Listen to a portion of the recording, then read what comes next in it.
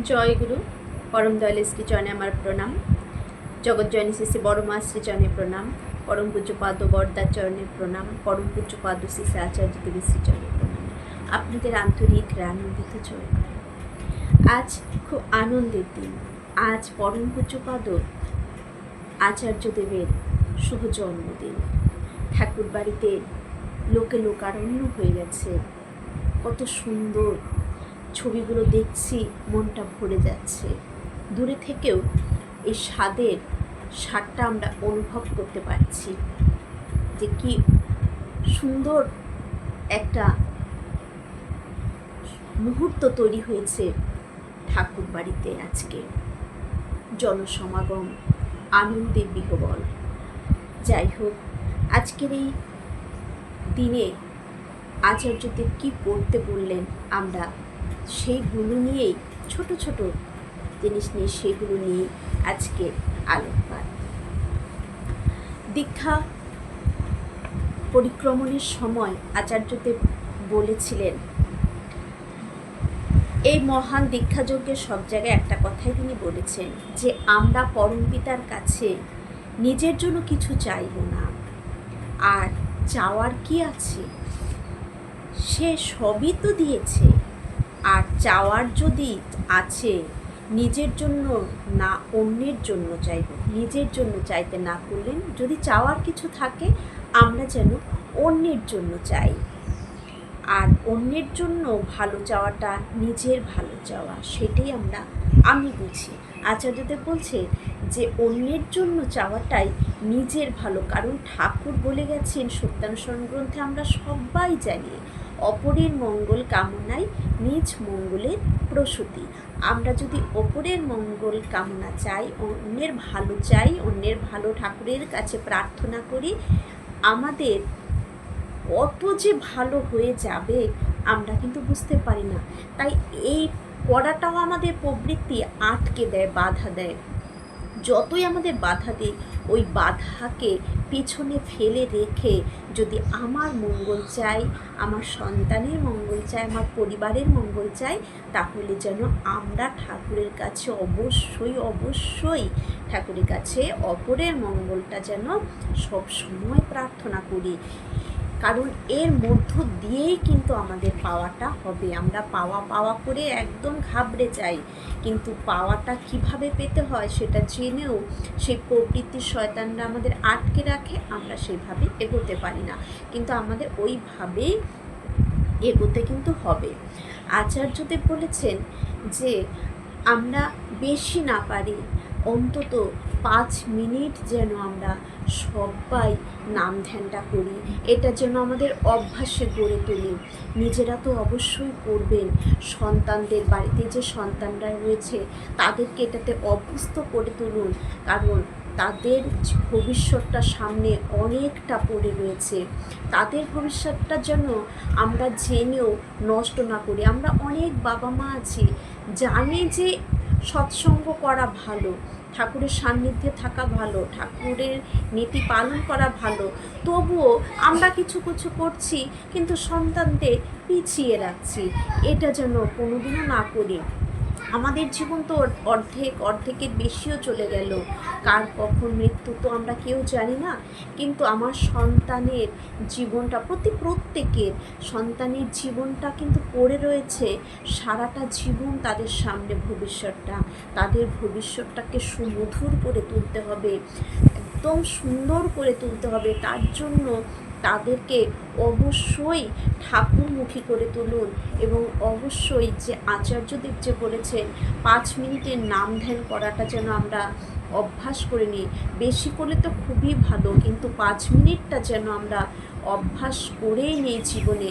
এটা রোজ করলে এটা অভ্যস্ত হয়ে যাবে। যেমন খিদে পেলে আমাদের একটা সময় আছে, দেখবেন যে সময়টা আমরা সবাই খাওয়া দাওয়া করি, সেই সময়টা এলে আমাদের পেটের ভিতরে একটা খিদের ভাব সৃষ্টি হয়, তখন খুব খেতে ইচ্ছে করে, খুব খিদে পায়।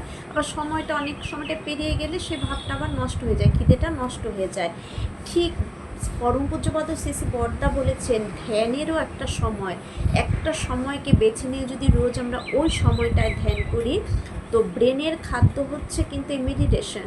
তাহলে যদি আমরা একই সময়ে বসে নাম ধ্যানটা করি, ঠিক ওই সময়টা হলে আমার ব্রেন সে খাবারটা চাইবে, তখন যদি বসি আমাদের ব্রেন সেই খাবারটাকে তাড়াতাড়ি গ্রহণ করবে। এতে কিন্তু খুব উপকার হবে। ছাত্রদের, সন্তানদের কেন করাতে হবে? ছাত্রদের মেডিটেশন করাটা অত্যন্ত জরুরি, কারণ অস্থিরতা ব্রেন কখনোই একটা ভালো ফল রেজাল্ট দিতে পারে না। তাই ওদের মস্তিষ্ককে স্থির রাখার জন্য, শান্ত রাখার জন্য, যাতে তারা জীবনে এগোনোর পথে সিদ্ধান্ত নিতে সক্ষম হয়, সঠিক পরীক্ষা দিতে পারে, শান্ত মনে, শান্ত চিন্তা ভাবনায়, ব্রেনের খাদ্যই হচ্ছে, ব্রেনকে ডেভেলপ করাই হচ্ছে খাদ্য, একমাত্র হচ্ছে নাম ধ্যান করা। এটা আমরা জেনেও আমরা সন্তানদের করাই না, কিন্তু অবশ্যই এটা করাবেন। আর আজ হচ্ছে আচার্যদেবের জন্মদিন। আমরা অনেকেই আচার্য ভীতিটা জানি না, কিভাবে করতে হয়, কখন করতে হয়, এটাও আজকে আমি বলে দিচ্ছি। আচার্য ভীতি হচ্ছে প্রথম আমাদের ইষ্টভীতি, তারপর যারা সস্তৈনী আমরা নিয়েছি, আমরা সস্তৈনীটা করে নেব, তারপর করবেন আচার্য ভীতি। আচার্য ভীতি সবসময় মাথায় রাখবেন, ইষ্টভীতির অর্ঘের তুলনায় যেন কম থাকে। যদি 1 টাকা দিয়ে ইষ্টভীতি করেন তাহলে 50 পয়সা দিয়ে আচার্য ভীতি করবেন। যারা 5 টাকা দিয়ে করেন তারা 2 টাকা 3 টাকা দিয়ে আচার্য ভীতি আমরা করতে পারি। আচার্য ভীতির মন্ত্রটা, যে উপাসনা গ্রন্থটা আমাদের পাতলা একটা চটি বই রয়েছে উপাসনা গ্রন্থ, সেটার মধ্যে পেয়ে যাবেন আচার্য প্রণাম মন্ত্র বলে লেখা আছে একটা জায়গায়, সেই জায়গাতেই আপনারা পেয়ে যাবেন। ওই লেখাটাই হচ্ছে আচার্য ভীতির মন্ত্র। আচার্য প্রণাম মন্ত্র আর আচার্য ভীতির মন্ত্র ওই একটাই। ব্রহ্মমার্গ প্রদর্শকম প্রেম ভক্তি বিনায়কম শান্তি স্বস্তি বিধায়কম আচার্যং প্রমরং নমি। দেখবেন এই লেখাটা আছে, এই লেখাটা কয়েকদিন দেখে দেখে পড়তে পড়তে আমাদের মুখস্থ হয়ে যাবে। আর এই অর্ঘটা ইষ্টভীতি যখন পাঠাবেন, সেখানে কোঠা আছে একটা আচার্য ভীতি, সেই কোঠাতে সেটা পাঠিয়ে দিবেন। এটা অবশ্যই করবেন, কারণ করার মধ্য দিয়ে তার প্রতি টান, ভালোবাসা গজাবে, আর এর মধ্য দিয়ে আমাদের মঙ্গল। তাহলে মঙ্গলের জন্য কি আমরা এটুকু করতে পারবো না? অবশ্যই করব। আর আচার্যদেব বলেছেন আমাদের এখন ভোরের প্রার্থনাটা অবশ্যই প্রত্যেক গুরু ভাইয়ের বাড়িতে করার জন্য। এই আশীর্বাদ থেকে কেউ বিরত হবেন না, এই আশীর্বাদটা অবশ্যই পালন করবেন। প্রত্যেক দিনই করবেন প্রার্থনা, এক এক গুরু ভাইয়ের বাড়িতে এক এক দিন। যদি কোনো জায়গায় সম্ভব না হয় তাহলে আপনারা সপ্তাহে 2 দিন 3 দিন করে নিন। শুক্রবারটা বেছে নিন। আচার্যদেব আগে বলেছেন যে শুক্রবারটা অবশ্যই, কেউ যদি একদমই করতে না পারে, শুক্রবার করে যেন প্রার্থনা, ভোরের প্রার্থনাটা কেউ কখনো বাদ না দিয়ে থাকে। তাই না হলে কারো যদি একদমই হচ্ছে না, তবু শুক্রবারটা বেছে নিয়ে সেসব জায়গায় শুক্রবারটা গুরু ভাইদের এক এক দিন এক এক গুরু ভাইয়ের বাড়িতে আপনারা ভোরের প্রার্থনাটা একসঙ্গে করুন।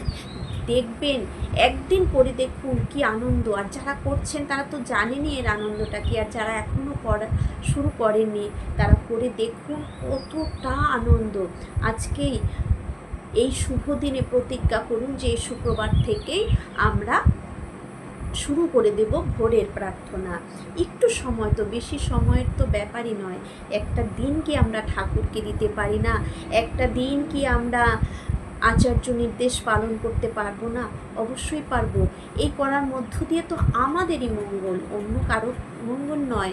এর মধ্য দিয়ে আমার কত মঙ্গল, কত গ্রহ দোষ যে কেটে যাবে আমরা কিন্তু অনুভব করতে পারবো না, বুঝতেও পারবো না। জীবনে কত বাধা বিপত্তি আমাদের কেটে যাবে। সবার মঙ্গল প্রার্থনা করি। সবাই ভালো থাকুন, সুস্থ থাকুন।